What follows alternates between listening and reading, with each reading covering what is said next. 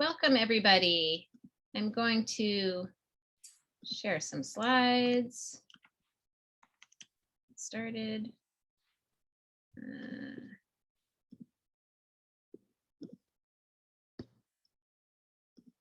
It's not letting me share my screen. Let's try that again. Okay, share. Nope. Okay, stop that. Why is it not letting me share? And that won't let me out of share either. Lovely.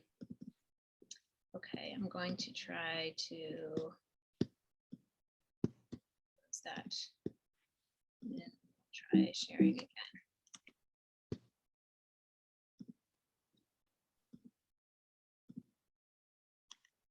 Okay, there we go. Welcome, everybody. Thank you for joining us to celebrate the launch of the Shalvi Hyman Encyclopedia of Jewish Women. I'm Judith Rosenbaum. I'm the CEO of the Jewish Women's Archive. We are very excited to have this opportunity in today's Global Day of Learning to showcase some of the encyclopedia's new content. And this conversation now will focus on Mizrahi feminism. I just want to say a few words about the context of the encyclopedia. This edition is the culmination not just of 4 years of work, but it builds on a strong foundation that includes the original 1997 Jewish Women in America, edited by Deborah Moore and Paula Hyman, the 2006 Jewish Women, a comprehensive historical encyclopedia published by Moshe Shalvi and edited by Paula Hyman and Dalia Ofer, which also incorporated Jewish Women in America. And in 2009, JWA brought the encyclopedia onto our site, which made it freely accessible to users around the world. The encyclopedia now gets more than 1.6 million unique page views per year from every country all over the world. This edition, which is renamed the Shalvi Hyman Encyclopedia in memory of publisher Moshe Shalvi and editor Paula Hyman, and in honor of pioneering Israeli feminist Alice Shalvi, represents a major and ongoing effort to revise, expand, update, and redesign the encyclopedia. And going forward, we will be continuing to revise and add as the online format enables us to do, rather than to publish new discrete editions. In creating this edition, we paid particular attention to underrepresented areas and topics, including Mizrahi and Sephardi Jews, Jews of color, Jews in the global South, LGBTQ Jews, Jews with disabilities, and we're very excited to be able to continue to grow those areas as well. I want to just share that my commitment to this project is both professional and personal. Obviously, as JWA's director, it's important to me that our core content remain on the scholarly cutting edge and accessible to people around the world. It's also important to me as a daughter to make sure that the work that has been so important to my mother, Paula Hyman, and is a big part of her legacy, would remain relevant and alive, though she is no longer with us. And I'm really grateful and honored to be able to do this work. Before we begin our conversation, I want to give some very important thank yous for the folks who are honored. First of all, to Jenny Sartori, the editor who directed this project from beginning to end. It was an enormous undertaking. She managed details from the large conceptual questions to the most minor administrative details, and she did it all with grace and detail, and it was wonderful. I also want to thank our wonderful, illustrious editorial board of 60 scholars from around the world who reviewed content, suggested new topics and authors, helped us prioritize. We also had a wonderful team of interns and assistants who helped us track down images, edit, upload to the site. And I particularly want to thank also our web producer, Patrick Dash, who built the web structure and implemented the new design. This is an enormous project, thousands of pages on the website, so this was really an enormous undertaking. Last but not least, I really want to thank our donors who understood the importance and impact of the encyclopedia and whose investment in this project made it a reality. As I mentioned, this project is ongoing and would not be possible without the continued support of our users and audience, and we're grateful to everyone who already contributed to this event. If you're interested in making a gift, you can always do so at jwa.org/donate. Thank you. This event is designed to give you a taste of the wide range of new content, as I said, both in terms of topics, scholars, and geography. JWA has been holding virtual events almost weekly since March 2020 with the beginning of the pandemic, and we've had hundreds of participants each week. But I will say that the time slot, which is Thursday evenings and Eastern time, was not particularly accessible to people all over the world. And so this Global Day of Learning was designed to welcome our global audience. I really would love for people to introduce themselves in the chat. Please chat to panelists and attendees so that we can all see who's there. Also, please put your questions in the chat and I'll be sure to bring those into the later part of our conversation. Now I'm really delighted to introduce our presenter for this session. Henriette Dahan Kalev is a professor emerita at Ben Gurion University in the Negev in Israel, where she founded the Gender Studies program. Her fields are political science and gender, and she specializes in political protests and gender resistance, mainly in marginalized populations. Dahan Kalev is a research member at the Truman Institute for Peace at the Hebrew University of Jerusalem. Her recent books include Resistance at the Social Margins and An Anatomy of Feminist Resistance. She also edited a special issue of the Journal of Modern Jewish Studies on gender, sexuality, and queer in modern Jewish studies. And in addition to her work at Ben Gurion, she has researched and taught at universities including Oxford, NYU, and UCLA. Dahan Kalev divides her time between academic and social justice activity. And we are delighted to welcome you here with us today. Thank you so much for being with us, Professor Dahan Kalev.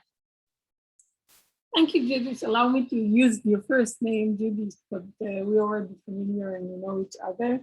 And of course, before starting, I want to mention that I have met Paula a few times and she was a very sympathetic person and I really miss her. She contributed to my confidence of what I was doing about Mizrahi women. So I want to credit her for that. Thank you. Now, let me say that thank you for having me with you. And this is an opportunity to discuss the issue of Mizrahi women. The point is that I don't know how to condense 55 years into 35 minutes. So I will do the wrong way, or I present it with the wrong way of generalizations, and I would be happy if the audience, which I don't see, but I know you are there and you're listening, if you ask for specifications, and I will go through the points that come up, I think better than trying to hold everything together for 35 minutes. So let's start without further ado. When we talk about feminism in Israel, as I said, I think the date should be like the 70s or the early 70s. And I think that it is safe to say that feminism in Israel started in Berkeley, California. And Berkeley, California in 67, 68, we all know there was, youngsters movements of protest against the Vietnam War, hippie youngsters, movement for rights for women, and against, of course, struggle for human rights and African-American rights, etc., and so forth. And in 1967, when Israel was occupied with the 1967 war in the United States, the feminist was forming its subversive and radical movement. After 67, women from Berkeley, California, I think from New York too, made aliyah following the euphoria of the victory that surprised Israel after the threat of the Arab countries surrounding. And feminism in Israel actually was ignited or emerged through and with the help of the feminist women that came from the United States. I just mentioned Dalia Golan, and Marsha Friedman, and Barbara Swirsky, and many other American women who did aliyah at that time and brought with them the ideas of what feminism meant at the time in the United States. So 71, 72, we are talking about the emergence of feminism in Israel, started by women who came from the United States and the UK. Actually, Alice Shalvi was one of those persons who started the movement of feminism. She, of course, founded the Israeli lobby for women. The point was that the feminism or the agenda of these feminists was very much American, very much liberal, very much middle class. And it did not apply to the reality of the Israeli society and the profile, which we all know, I believe we all know, that Israeli society has a complex structure of sectors that go, one against each other. There are tensions and conflicts, etc., and so forth. So the organizations or the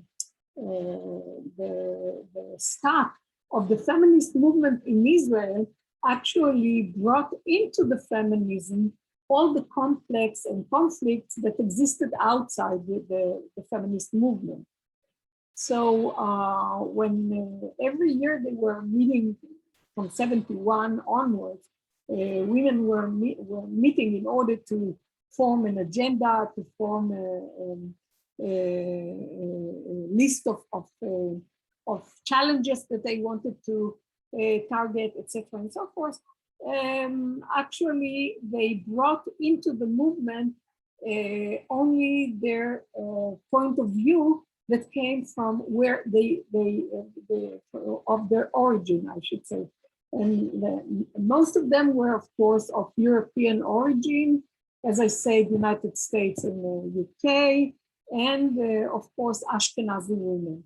I'm not sure I have to stop to explain what Ashkenazi women are, but if there is a question, I can answer that.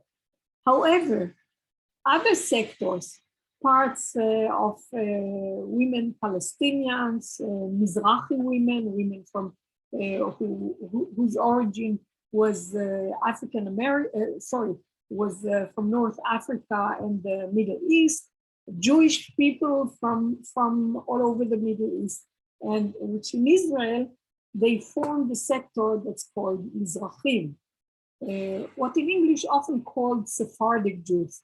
But Sephardic Jews is like more neutral term that did not reflect the relationship between Ashkenazim and Mizrahim in Israel.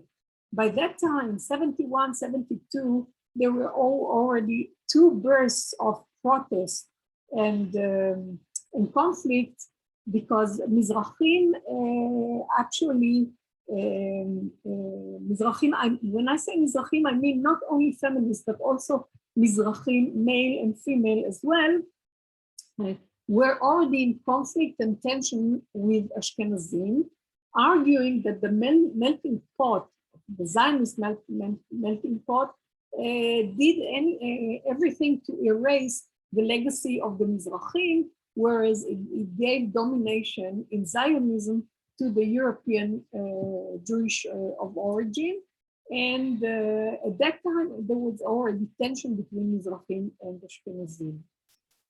This tension was brought into the movement of the feminists that started at 71. Now, there were a few Mizrahi women, better educated, I should say, because when we're talking about Mizrahim at that time, we're talking about lower class. Most Mizrahim, which consist of 50% of the population, came from middle lower class, whereas the Ashkenazim came from middle upper class. What we see there is that the Mizrahi women who were excited about the opportunity to form a movement, a feminist movement with the Ashkenazi women, they actually cooperated, hoping that under the slogan of sisterhood and solidarity and feminism, they will have the opportunity to experience better relationship with Ashkenazi women. Unfortunately, it didn't work.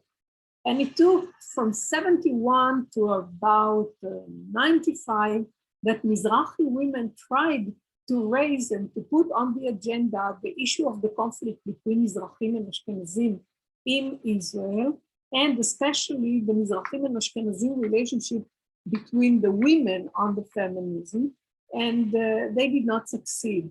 That is, there were many issues that concerned lower middle class question, problems of single mothers, problems of lower education, elementary education, etc., and so forth, that Mizrahi women wanted to promote, whereas the Ashkenazi women were more interested in upper class issues, and upper class issues, I would say, representative in the political institutions, promotion to higher degree and promotion to positions, to higher positions in the public service and the academia. So after 20 years, it was clear that Mizrahi women lost hope to find some kind of empathy and solidarity and sisterhood between, with their sisters, the Ashkenazi women. So it happened in 1994, 1995, in what was usually organized as the annual feminist movement conference. A few of Mizrahi women gathered in order to say, well, enough with the feeling of discrimination. We want to stop all activities, and we want to put on the table the problem of the tension that exists between Mizrahi feminists and Ashkenazi feminists. They did it with a very, I think it was a burst of argument. They came to the stage when the keynote speakers were on the stage, and they stopped everything and demanded that the discussion will start immediately. Their argument was that Mizrahi women are doing the dirty work in the movement. They don't get any representation. The privilege and the prestige activity the Ashkenazi women are doing, and therefore they came to a conflict, which in the end was split. When they split, the Mizrahi, not all the Mizrahi women agreed to split. Some of them remained within the movement, but those who demanded to discuss the problem that they said, well, there is no sisterhood, and we want to talk about the problem, the specific problem that concerned Mizrahi women. Actually, they did not. They were confronted by a response of the Ashkenazi women saying that the Mizrahi women are ingratitude. I think what I describe here is very similar to what happened in the 80s between the African American and the white women. Well, I think middle class white women in the United States. So I will not go further into details. You can imagine or complete the idea of the debate between these two groups in Israel as well. What was interesting was that the group of the Mizrahi feminists that split decided to establish their own movement. And they indeed established their own Mizrahi feminist movement. In they were meeting between 1995 to 1999 every year in order to discuss their agenda. I think I want to stress points within the agenda that show the difference between the Ashkenazi and Mizrahi women in order to hopefully discuss it further at the Q&A part of this discussion. So the Mizrahi women decided to stress especially welfare problems that concerned lower class women, which was not on the table of the Ashkenazi women. Single mothers problem, complementary of elementary school, taking care of dropout of children of Mizrahi women. Mostly the relationship, even outside the movement, Mizrahi and Ashkenazi women met from two sides of the fence. On the one hand, the Ashkenazi women were the teachers, the social workers, the psychologists, the women who gave the service to the lower class women, the Mizrahi women, who needed this service. That is, their children needed the service of the support, social welfare services, etc., and so forth. Moreover, the upper class women at that time, I'm not talking about after 95, we are talking about up until 2000, when, well, let me just phrase it again. Up until 2000, upper class women, mostly Ashkenazi, could afford services of lower class women. Unfortunately, lower class women were mostly Mizrahiot, to whom there were other groups added, that is Russians, new immigrants who came in the 1992 waves, and Ethiopian women, not Palestinian though. I will speak, if I'll have time, I will speak of the Palestinians. But the point is that Ashkenazi women hired women to be the nannies, to keep their houses, etc., and so forth. So again, the relationship were hierarchical, and the Mizrahi women found themselves again serving the Ashkenazi women, not only in feminism where they split and had conflict, but also in the labor market.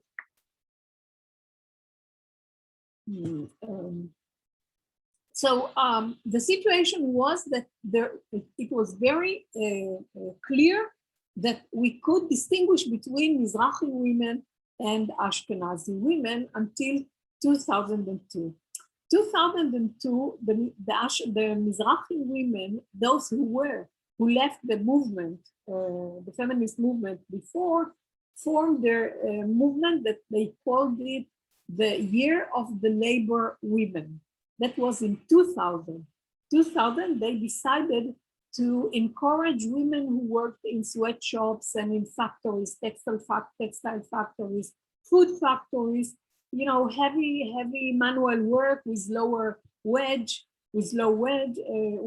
and they decided to encourage them to form their unions, their labor unions of the women, because women were exploited without having any union, without struggling for their social rights, etc., and so forth.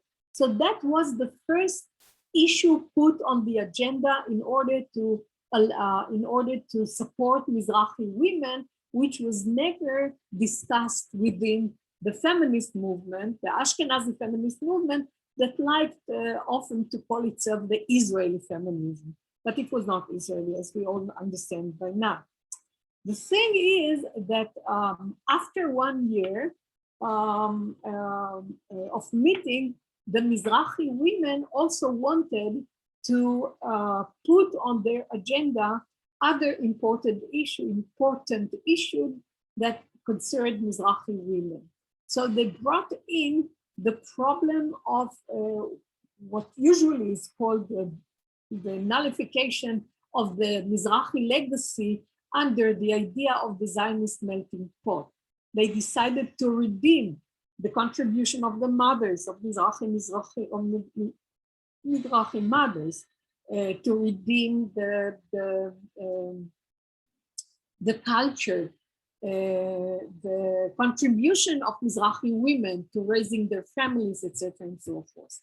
But here, it is very easy to see that when we are talking about these women, the majority of Mizrahi women belong to traditional groups of women. How much time do I still have? Like 10, 15 minutes. 10 to 15 minutes. So I think I will stop here in order to relate to 3 or 5 major debates that were in feminism in Israel, so I can wrap it up in 15 minutes. In the 80s and the 90s, Israel was going through economic crisis. Following the 67 war, the occupied territories, and as I said, the economic crisis was mainly crisis of limitations of possibility to solve housing problems, to solve educational problems, etc. And those who suffered most of it were Mizrahi lower class families.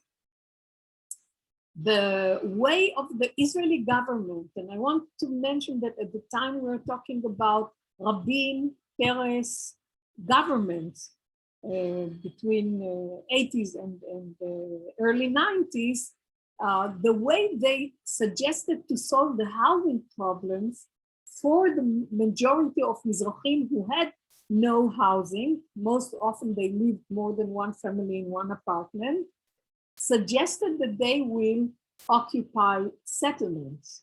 And so what we had was 30% of ideological settlers coming from the Jewish Zionists, but 65% and more Mizrahim who accepted the solution of housing in the settlements because of the housing, and the educational system the next generation became actually also religious Zionist settlers. So what we see here is that the tendency of Mizrahi people who became more right-winger, and they became more right-winger under the education in the settlements. So we see here also a political split, that those who were more well-off remained within the green line, especially now I stress the population of feminist Mizrahi women. And so what we get is that the feminist, the secular, liberal, leftist feminists were mostly of Ashkenazi origin, whereas the Mizrahim, the women were of a majority of settlers that settled in the settlement. So what we see here is that was the tension enhanced by this split that originated of economic problems, but became very much political, and contributed to the tension that already existed between Mizrahim and Ashkenazim. So that was one major debate that, even though it did not surface, it split the population and the society and penetrated into the feminist affair, the feminist activity, the feminist movement of Mizrahim and Ashkenazim, or I should say Mizrahiyot and Ashkenaziyot. Of course, there were, as I said, I'm doing very blunt generalizations because of the problem of time, but there were nuances that I don't have time to go into it, and I will be happy to answer questions. This was one debate, one major debate. The second debate has to do with the military-civil interface between in the Israeli society. In 1995, Alice Miller, and I think you all know this affair, Alice Miller, a woman who appealed to the military, to the Air Force military course of pilots, demanding to join the course, because she said that it is inequality and we should put it on the agenda and struggle that women will have the right to take this course. She took the Air Force to the court, and the High Court decision was that Alice Miller should be accepted, And the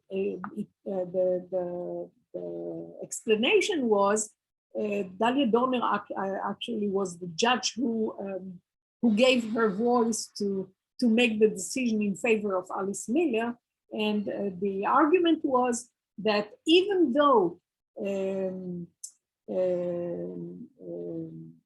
training pilots cost money, democracy costs money, and the state should take the expenses on itself in order to keep equality, because democracy should preserve equality for women as well as for men. The point was that all the lawyers, there was a lawyer from Itach, and Itach is an organization of lawyers in Israel, and from Na'amat, the two lawyers that was all the lawyers that struggled for feminist women put all their efforts in struggling in favor of Alice Miller. Mizrahi women became furious because what they said was that the little force you have in legal, the lobby, the women's lobby, and Itach organization, Itach organization, instead of investing all the energy for the lower class, for the majority of women, what you do is you support one privileged woman in order to make history, but actually all the energy goes on the expense of the weak part of society and the weak part of women. And therefore, there was another debate in this respect, because promoting interest of upper class, well-off women and well-educated women always went in favor of the Ashkenazi rather than the majority of the lower class women. In parentheses, I say that it of course did not serve the Palestinian interests. I don't have time to go into it, but unfortunately, I will not go into it today. Or again, if I have time, I will relate to it.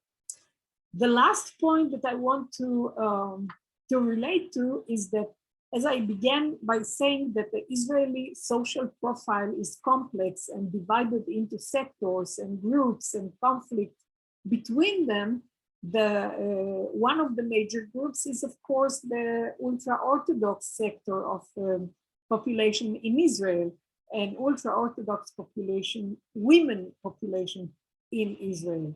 Here, too, we find a split between Ashkenazi women and Mizrahi women.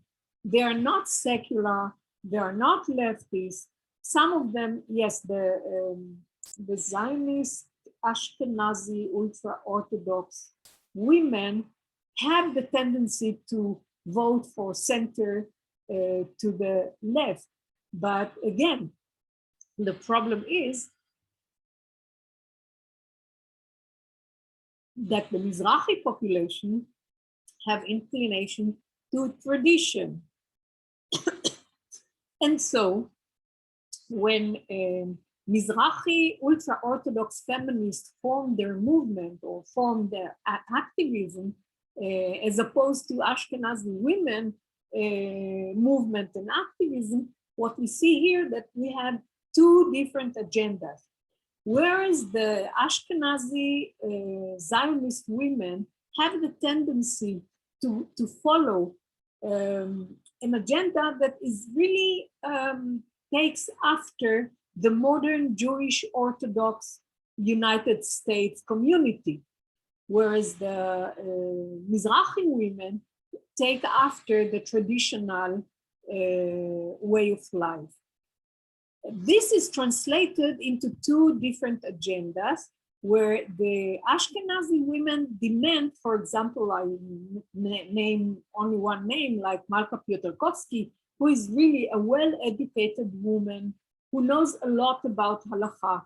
And her struggle up until now is that she wants to gain a place among poskei halakha, among the male committees that take decisions according to the halakha. That is, she wants to be part of these committees, part of the Gedolei Torah, those who make decisions, those who make psikot halakha. Whereas the Mizrahi women, led by Adina Bar Shalom. Adina Bar Shalom is the daughter of Ovadia Yosef, the late Ovadia Yosef, and she, on her part, decided that the agenda of Mizrahi women and the ultra-Orthodox Mizrahi women has to do more with welfare issues, with educating and taking care of the families, because most of Mizrahi ultra-Orthodox women are actually used to belong to the lower class and to the underlying poverty population. And so what she did was to establish a college that meant to qualify young women, mothers in the Mizrahi feminist, often women who belong to the Shas movement. Shas, of course, you know that this is a Mizrahi ultra-Orthodox party, and we're talking about the women who support the families while the husbands, the male, sit in the yeshivas, and the situation was really poor. And so what we find here is that Adina Bar Shalom established a college, qualified women, and later on men who dropped out of the yeshivas and came to this college in order to be qualified with professions that enable them to provide their families and to support them and to promote more education for the children, etc., and so forth. So with these three major debates, we see that everywhere we go, every time we raise an issue of feminism, it has two faces, two facets, one Ashkenazi and one Mizrahi. If I had time, I would say 4 facets, one Palestinian to add to it, one Palestinian, and of course, one of the new immigrants from Russia and the Ethiopians and the refugees that live now in Israel in growing numbers. So what I want to say is that actually, in order to understand Israeli society, and more specifically to understand Israeli feminism, we have to go through those lines that split the Israeli society into Mizrahim and Ashkenazim. The disappointment is that even though there are slogans of sisterhood and solidarity, it seems that it doesn't work. But in order to end with a more optimistic line to this presentation, I would say that Mizrahi women and Ashkenazi women, feminists and Palestinians as well, have learned, although they split on many, many issues, they have learned to cooperate in coalitions of short time struggles. For example, coalition against pornography, against violence against women, against pedophilia. That is, all those issues that combine women together, they combine forces in order to cooperate for short terms and specific issues with special strategies. That is, I would say they are sobered up from sisterhood and universalism into a more practical and more pragmatic activism in Israel. And therefore, we do see some achievements, both for lower class women of the Mizrahi origin and for upper class women of Ashkenazi origin. I have to say that now we also have difficulties when we speak of the population, because we had poor Ashkenazis and we had better off Mizrahim, and I didn't have time to stress about it. I just want to say that the generalization has to be with asterisks on it. Thank you. Thank you so much, Henriette. I want to start with a question. You mentioned at the beginning that some of the tensions and splits between Mizrahi and Ashkenazi feminists is reminiscent of some of the tension among Black and white feminists in the US. And I'm curious how much Mizrahi feminists had a relationship, whether it's intellectual or living relationships with other non-Western or multicultural feminist movements that were struggling with similar issues. Was there kind of a bridge and a sense of being able to learn from and make common cause with other communities dealing with similar kinds of issues around the failure of sisterhood? Yeah, well, this is a very interesting question because it's a dynamic answer to it. That is, I will start from the end. For example, Muslim women, Palestinian in Israel, find common ground with ultra-Orthodox women in Israel. So this is now, but in the past, say before the Islamization waves, like in the 70s and so on, or even in the 90s, Manar Hassan, for example, who established the El-Fanar movement. Manar Hassan is a Palestinian woman who established the El-Fanar. El-Fanar is the sea light, how do you call it? The light that shows the sailors how to come with the lighthouse. The lighthouse, okay? The lighthouse, El-Fanar is lighthouse in Arabic. And she established this movement, putting on the agenda one very specific problem. And that is what they called at the time the murder on the ground of honor of families. Now, on this ground, many Mizrahi women cooperated and supported. And for one, I personally supported Manar Hassan. We were together. We did act together. And actually, again, because I didn't have time, I must say that some of the Palestinian women joined us when we protested. Again, when I say we, how do you say, a first disclosure? I was one of those who protested against the Ashkenazi discrimination within the movement. So Manar Hassan, Nabila Espagnoli, and other Palestinian women who joined forces with us in order to say that they too were discriminated against. And the feminism was what we called feminism deluxe, good for middle upper class bourgeois women. And again, as I said, it was really the same kind of argumentation that you have experienced in the United States by the African American.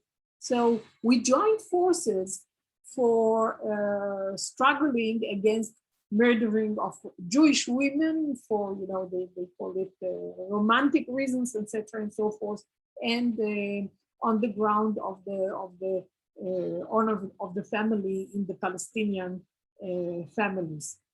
So I think, yes, we have a history of cooperation, but by the time we discovered that sectors in Israel, women's sectors in Israel, have different agendas, and every sector has to establish their own agenda and to apply it to their own needs. For example, Ethiopian women do not suffer the same way from discrimination as Mizrahi women. Moreover, sometimes they complain that Mizrahi women discriminate Ethiopians. So you understand that this is what's going on within all over the feminist movements all over the world, but it has a specific specification of the problems within Israel. As I said, for reasons of similarity between the ultra-Orthodox and the Muslim women, you can find them cooperating and doing things together. Right, intersectionality, turns out it's very complicated. I'd like to hear a little bit more, if you could speak a little bit more about relationships between Mizrahi women and Palestinian women, and also how Mizrahi experience or Mizrahiyut has shaped feminist perspectives on on the Israeli-Palestinian conflict and the occupation. You spoke a little bit about this in terms of the question of settlements and the kind of ideology that then came along with cheap housing in the settlements for the next generation. But I wonder if you could tell us a little bit more about some of those relationships. Well, thank you for the question, because it gives me the opportunity not to generalize all Mizrahi women within settlers, because you have secular Mizrahi women, you have Orthodox Mizrahi women, you have traditional Mizrahi women. And again, it is a dynamic process, because when we talk about the first generation of settlers, it's not like the second and the third, because the second and the third was exposed to Zionist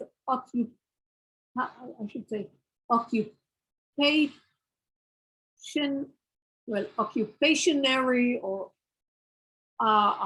idea in the educational system in the settlements. The second generation got Zionist settlers ideology. And so Mizrahi second generation absorbed this ideology. But the first generation, this is what I wanted to stress, the first generation did not come supporting settlement. They just, Rabin was not a right-winger and Peres was not a right-winger, but they were the first to lead this policy of encouraging people to go to the settlement. Now, the other Mizrahim,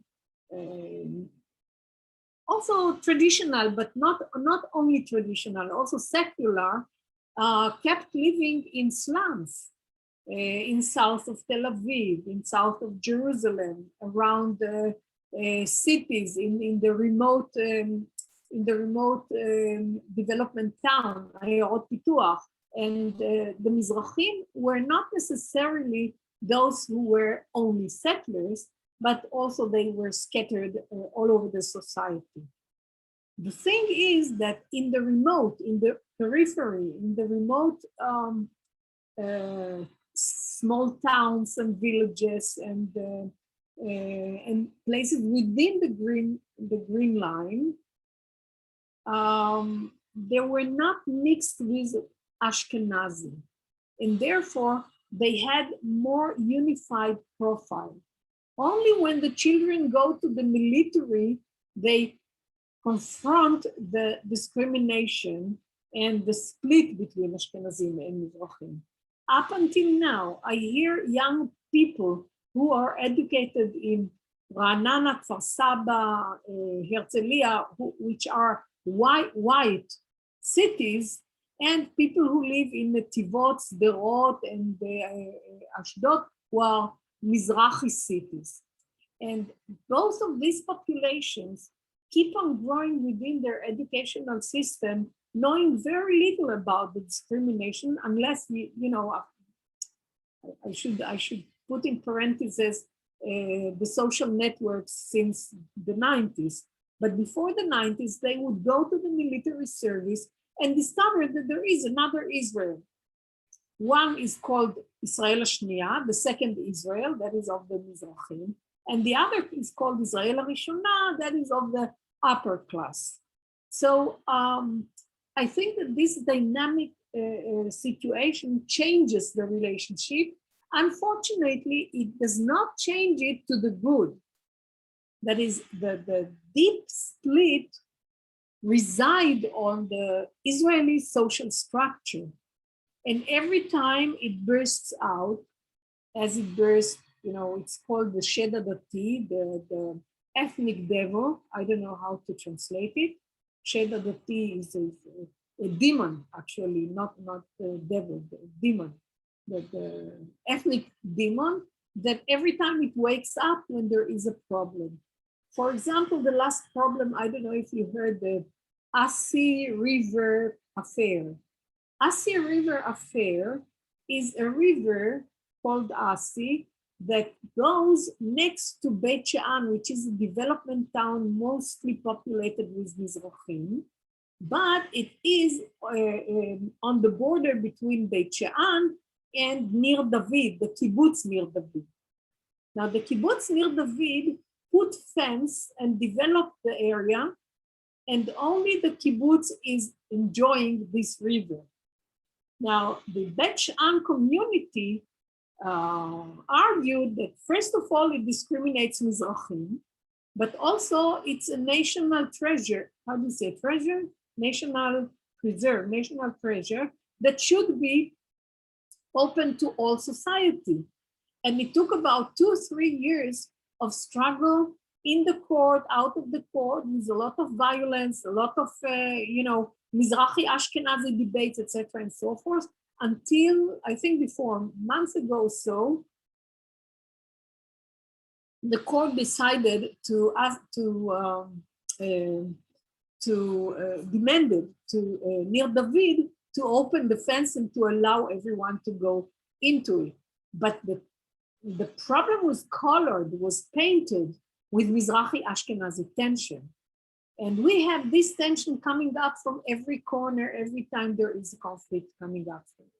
As I think it is easier to understand that there is no issue that is not painted by the Palestinian-Israeli conflict, but it is more difficult to understand that every conflict is painted by the Mizrahi Ashkenazi conflict. But I think we can understand that there is no way to understand Israeli politics and Israeli society without referring to the Palestinian-Israeli conflict. And I would argue that also to the Israeli Mizrahi Ashkenazi conflict, which both of them penetrate the feminist movement. So you talked about some of the sort of more pragmatic coalitions that have been built around particular issues among Mizrahi and Ashkenazi feminists. And I'm curious, and Judith Plaskow asked this question as well, within the larger feminist movement in Israel, is there an explicit effort to bridge this divide, not just in kind of pragmatic individual issue ways, but really as a larger ideological repair? Well, of course, there is a common interest, and all women understand that. The thing is that when it comes to strategies, that is, ideologically, we all for equality. We all for liberating women. But what do you say to a woman who is not allowed to sit next to a man on the bus when the bus is driving through the ultra-Orthodox area? And the ultra-Orthodox women want to respect this strict restriction. What do you say to her? I think it's patronizing too. I think all we could do is to raise it, to make it a big discourse, to go to the parliament and to put it on the feminist agenda. But we cannot force women to respect what secular women think feminism is. And as the severe problems are I should say the agenda deals with the severe problem, with the very deep splits between Israelis as ultra-Orthodox or secular or Palestinian, etc., and so forth. That is, it's easy to say, let's be sisters, let's come and let's put together our forces and struggle for liberation of women. Some women believe that liberation of women is the liberation to choose to have a child every year. What can you tell her? You have to respect it. All you can say is that we are here. When you want and support, you can come to us. That's all. I have a personal question that I'm curious, just in the, as we talk about how we break down some of these generalizations. I mean, you talked about, in broad strokes, about the Mizrahi community being primarily less educated and poorer, and Ashkenazi feminists being more upper class and educated and sort of interested in professional access and academia and positions in the military. I'm curious for you as a Mizrahi feminist in the academy, how you felt perhaps betwixt and between sometimes in those dynamics as someone who is, operating in the university, which is a different milieu. Yes, I'm two different people when I'm in my neighborhood, my family, and when I'm in the academia. I must admit that I still feel, even though I'm already, emerita, etc., I still feel alienated when in certain areas, in certain discourses, that I still feel I don't really belong. I sneak in. I think this. You heard these argumentations many times from African American and from people of color and Hispanic, etc., and so forth. I feel it. Of course, since I'm not very young, I already have acquired habits how to cope with this feeling of alienation. But I couldn't deroot the alienation feeling to the end, to the bottom. That is, it is something that you really can't. Personally, I must say that some Mizrahim have Ashkenazified with no problem and said, okay, let's forget about our past. We have to look to the future because the project is to the future, etc. And I want my children to promote themselves in the society, and I don't want to fill their heads with this nonsense. Some Mizrahi people say that. And as I said, we call them Ashkenazified, those who deny their legacy, their past, etc., and so forth. But little by little, Mizrahim, the more they are educated, the more they go out of closet. That is, they are de-Ashkenazified. Like they go all the circle around. And I think, and this is very interesting, I think the third and fourth generation express these feelings through other strategies. If in the past we have blew up the conference and we have protested and we have resisted and we didn't allow Ashkenazi to speak, etc., and so forth, the young generation, the third and fourth generation, are more sophisticated. They express their protest through politics, music, filming, go to their legacies. They are interviewing their grandfathers and grandmothers. They are with poetry, slam poetry, etc., and so forth. So what I'm trying to say is that the problem is there, the split is there, and the strategy of fighting it change from generation to generation. And I think Mizrahi discourse exists now and occupy a good chunk of the public attention.